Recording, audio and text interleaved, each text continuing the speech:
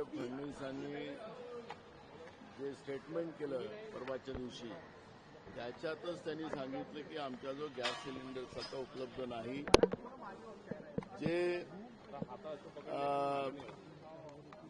जे काही घरगुती गॅस आहेत तेच आम्ही उपलब्ध करून देऊ शकतो, कमर्शियल गॅस उपलब्ध करून देत नाही, असं त्याचा अर्थ आहे. हे गॅसचा तुटवडा आहे हे त्यांनी मान्यच केलेलं आहे.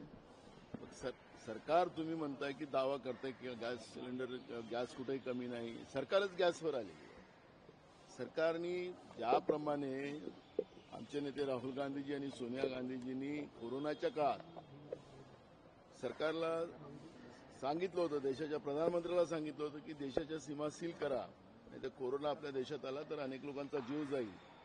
ते नरेंद्र मोदीच्या हेकडाईमुळे त्या काळात कोरोनाची त्यावेळेस व्यवस्था केली गेली नाही. त्या बॉर्डरला आपण थांबवलं असतं तर आपल्या देशामध्ये असंख्य निर्दोष लोकांचा जीव गेला नसता.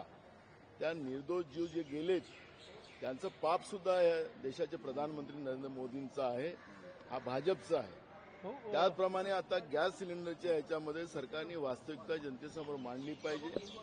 आणि मोठ्या प्रमाणात आज उद्योग बंद व्हायला लागले, हॉटेल्स बंद व्हायला लागले, आणि हे सगळे बंद होत असताना सरकार खोल धावा करत असेल की आमच्याजवळ गॅस सिलेंडर, तर मग द्या ना. मग लोकांच्या लाईनी घरगुती याच्यासाठी लोकांच्या लाईनी लागलेल्या आहेत, तुमच्याच माध्यमातून दाखवलं जातं.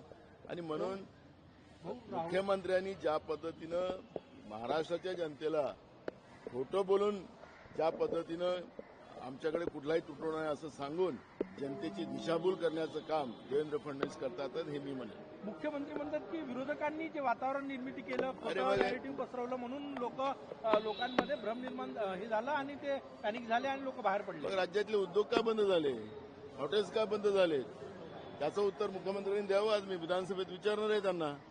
तुम्ही वास्तविकता मांडा ना, काय असेल अडचण ते सांगा ना, लोकांना त्या पद्धतीचं आश्वासित करा ना. पण खोटं बोलून, जसं कोरोनामध्ये तुम्ही खोटं बोललात, कोरोना आमच्या इथलं काहीच होणार नाही, कोरोनाला आमचे लोक मरणार नाही, मग एवढे निर्दोष लोक मेले तर त्याचे पापाची जबाबदारी तुम्ही घ्या ना. राहुरी आणि बारामती पोटनिवडणूक बिनविरोध होणार आहे का विरोध? बघा, अजून तो निर्णय झाला नाहीये.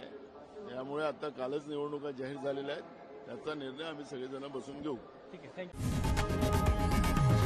लोकशाही मराठी ऐका, पहा, जागरूक रहा.